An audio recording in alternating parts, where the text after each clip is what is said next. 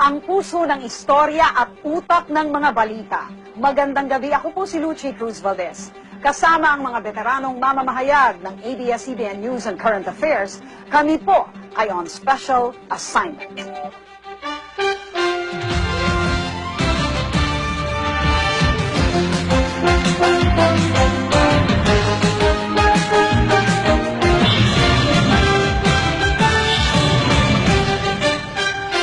Nagkakasangasangang daan ng ang dating daan, ang umiinit na girian ni Brother Eli at ng kanyang mga dating disipulo. Girian sa radyo, TV at maging sa malalaswang comics. Ano ang puno, siya rin daw bunga. Yan ay ayon mismo sa banal na salita. At pagdating sa banal na salita, isa sa mga kilalang eksperto, si Brother Eli Soriano ng ang dating daan. Dahil nga raw sa kanyang angking galing, marami ang nahikayat sumapi sa grupo niya. Pero tila unti-unti nang nababawasan ang tatas ng kanyang mga salita. Nag-iba na nga ba ang puno, kaya iba na rin ang bunga?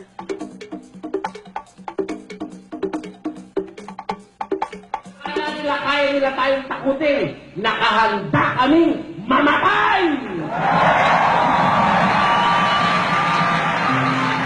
Ingkong sa mga kapanalig, Diyos-Diyosa naman sa mga kaaway. Siya si Brother Eli Soriano, kontrobersyal na spiritual leader ng sektang Ang Dating Daan. Malakas ang karisma, di mapapasubalian ang hatak sa tao.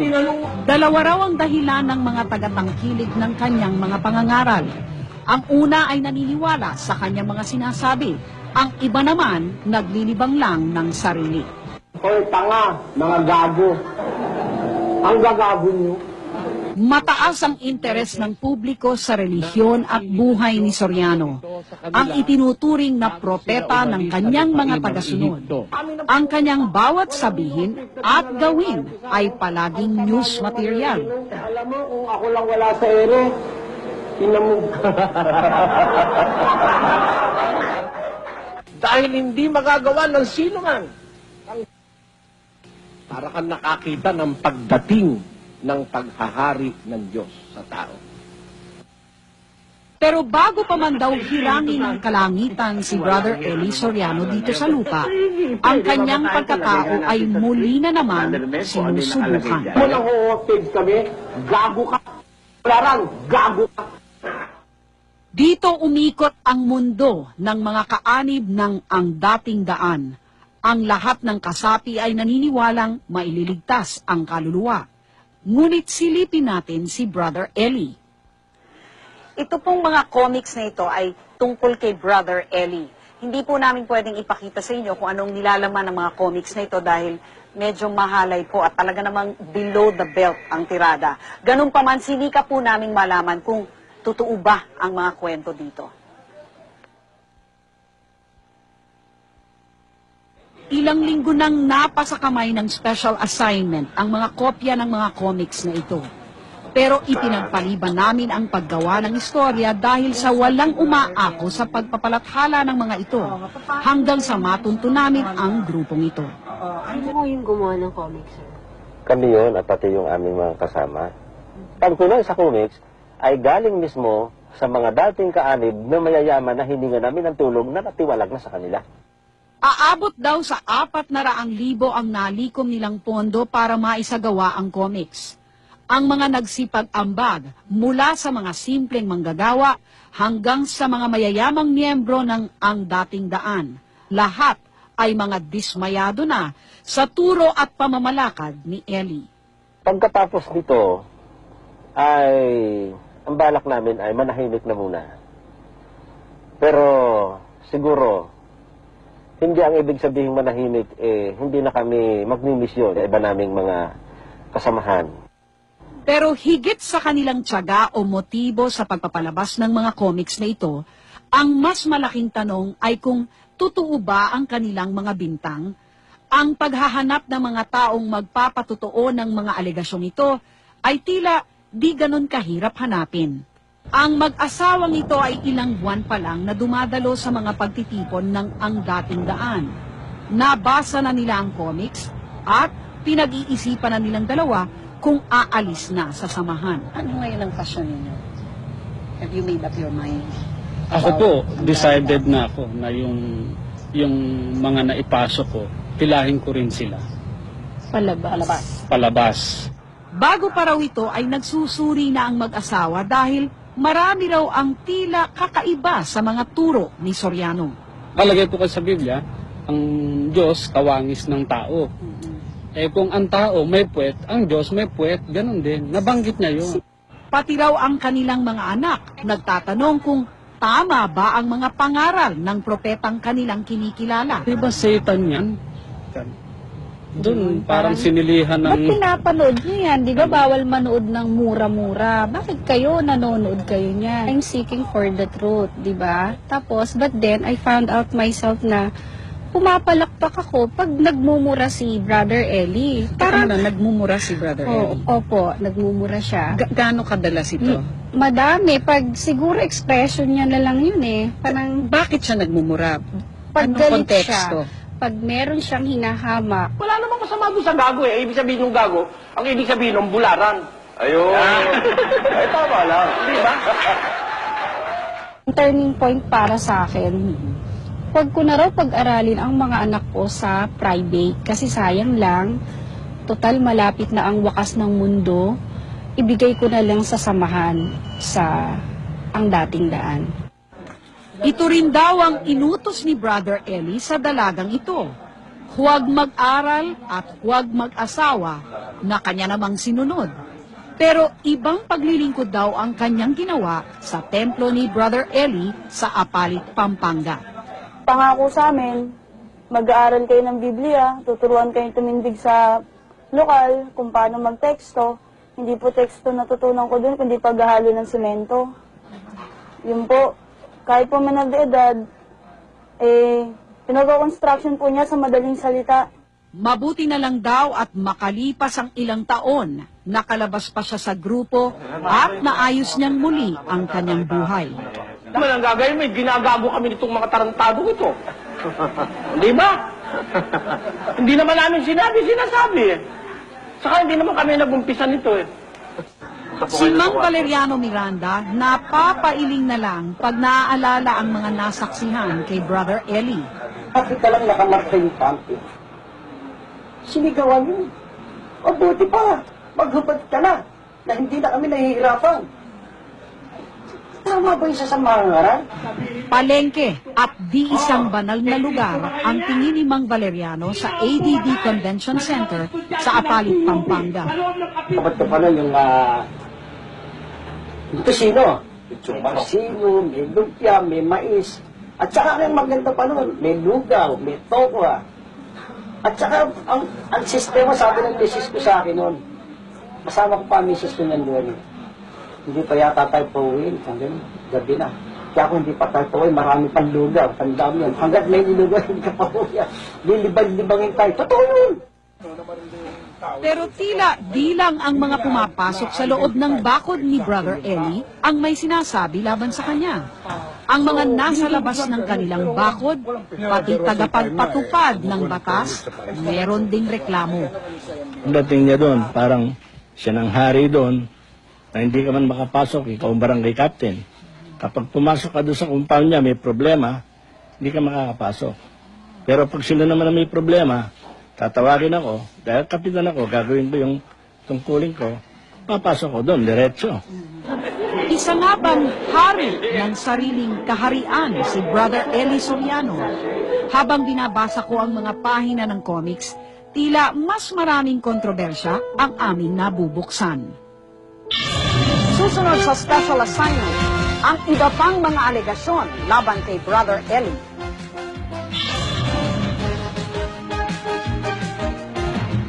Sa kabila ng mga pagbatikos, naririyan pa rin si Brother Eli. Nakapanayam namin ang mga tumiwalag sa kanyang grupo. Bakit nga ba nagkasanga-sanga ang daan ng mga taga ang dating daan?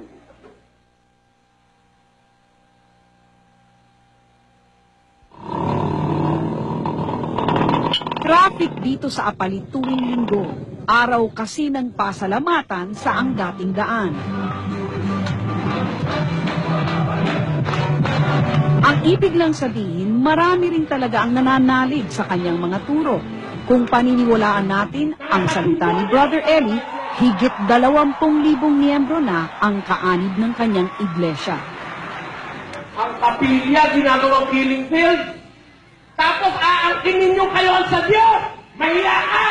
Gago!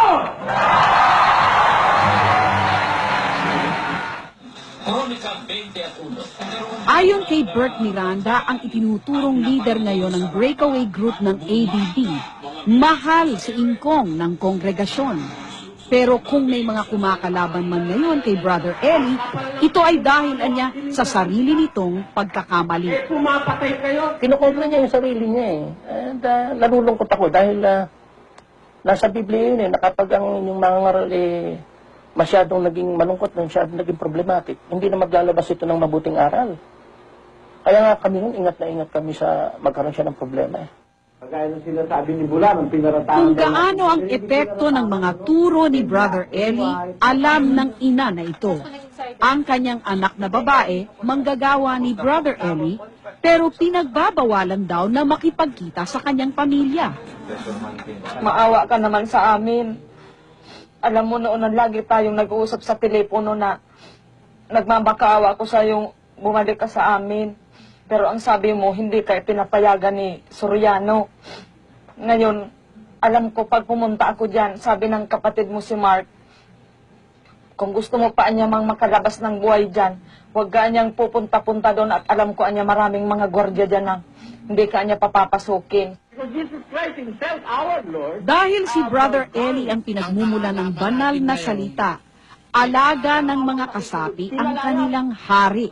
Kaya ang problema daw ni Brother Eli, problema nilang lahat. Humihingi lang kong tulong. 20 milyon lang ang kailangan ko para maalisan ako ng isipin. Ewan ko kung yung palang 20 milyon, 20,000 miyembro lang na tigi 1,000, may 20 milyon na eh. Ayon kay Aida, ang una niyang kinwestiyon ay ang pangingikil ng mga alagad ni Brother Eli. Puwersahan na ang pagbibigay ng pera. Bakit Parang nasabing persahan? dinidiktahan na po kami. Hindi na kayo niya, makahindi? ganun. Tsaka yung, di ba pag sinabi mong love offering, kung ano yung nasa puso mo, Oo. yun lang ibibigay mo. Hindi eh, tinakdaan ka o magbigay ka ng 20,000 for this, ganun. Eh, kung hindi ka kaya, ano kaya nangyari sa'yo? Hindi ko lang alam.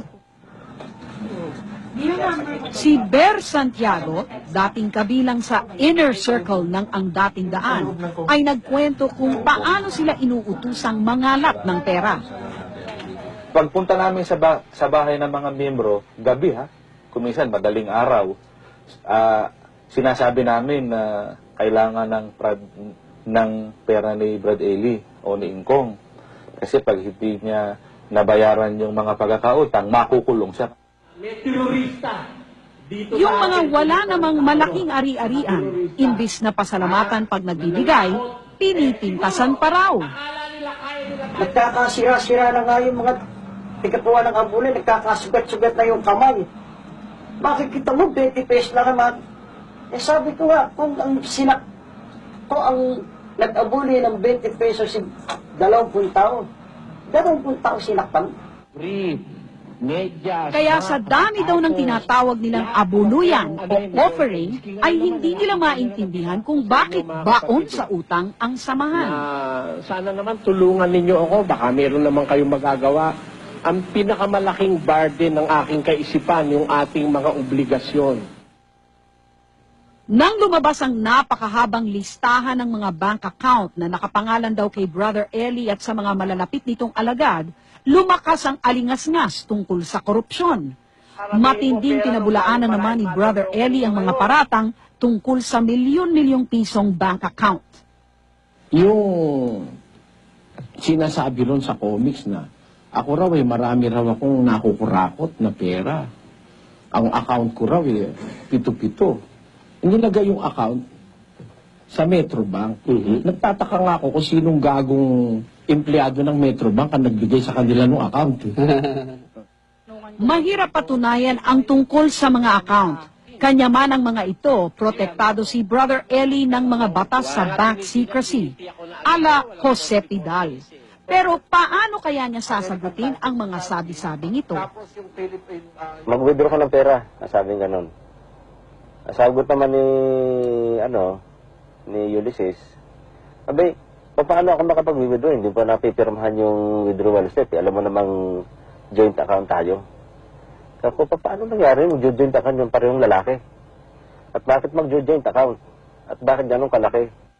Nung panahon na yon, from Sukat Branch Paranaque ng PBCom o yung Philippine Bank of Communications, nag-withdraw ko ng pera doon.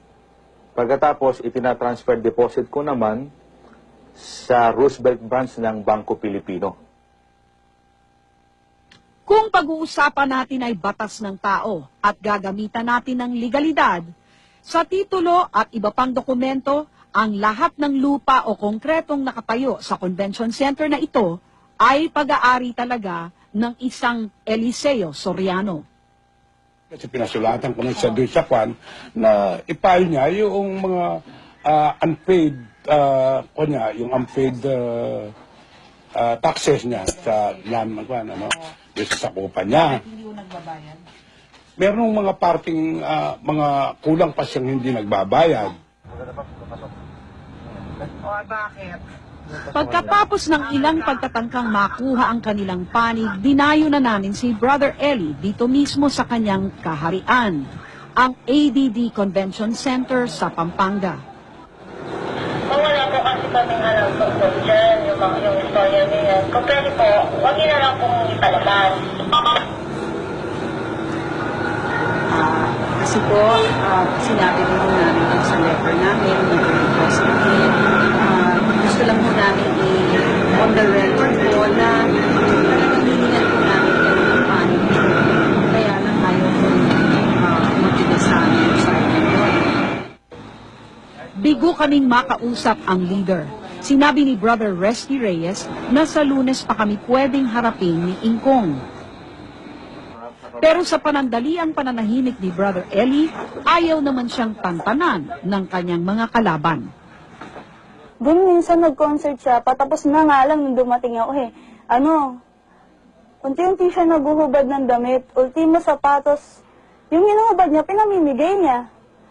Kaya lang, ang laswa kasi lalaki naguhubad sa kanya, tapos ang natira sa kanya shorts, saka t-shirt na manipis. Ang pagkamapusok na ito ay malaswaring isinalarawan sa kumalat na mga comics. Nakita ko po sila ni Hamilan na pagbukas namin ng pinto, si Soriano nakahiga, nakapantalon pero walang damit. Pero si Hamilan, hinahalik-halikan siya, nakayakap kay Soriano. Tapos nung kumakain na silang nakalapag lang dyan sa sahig, sa carpet ng hotel, kumakain sila, nagsusubuan sila ng pagkain. Para sa ilan naman, ang pagbenta ng napakamahal na ticket ng mga concert ay isa pa ring racket ni Brother Eli. Bakit nag-iba na tayo ng araw? Bakit nawala yung panalangin natin sa gabi? Bakit mga sex bomb ang ipinalit natin? At saka ang dami pa eh. Marami pang bagay na pwede namin pag-usapan yan eh. Bakit umalis tayo ron? Dami sa aming mga in-interview ang itinago ang kanilang pagkatao. Takot daw na balikan sila ng armed group ng samahan. Bagay na di tinatanggi ni Bert Miranda, head ng security group ni Brother Eli noon. Nagporma kami ng security group at nakikita namin may mga attempt eh. Nakakuha kami ng mga armas. Nakakuha kami ng Armalite, ng 38, ng kung ano-ano. Sa totoo na nagtitrain kayo ng mga tao? Yes. Sa loob ng ADT? During that, firing kami. Kasi ang ang training nun, defensive, hindi kami matakot sa putok.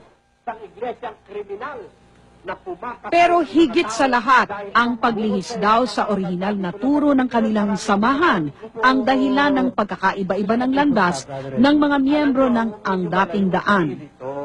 Bakit kami gagawa nun? May pakinabang ba kami doon? Yayaman ba kami ron?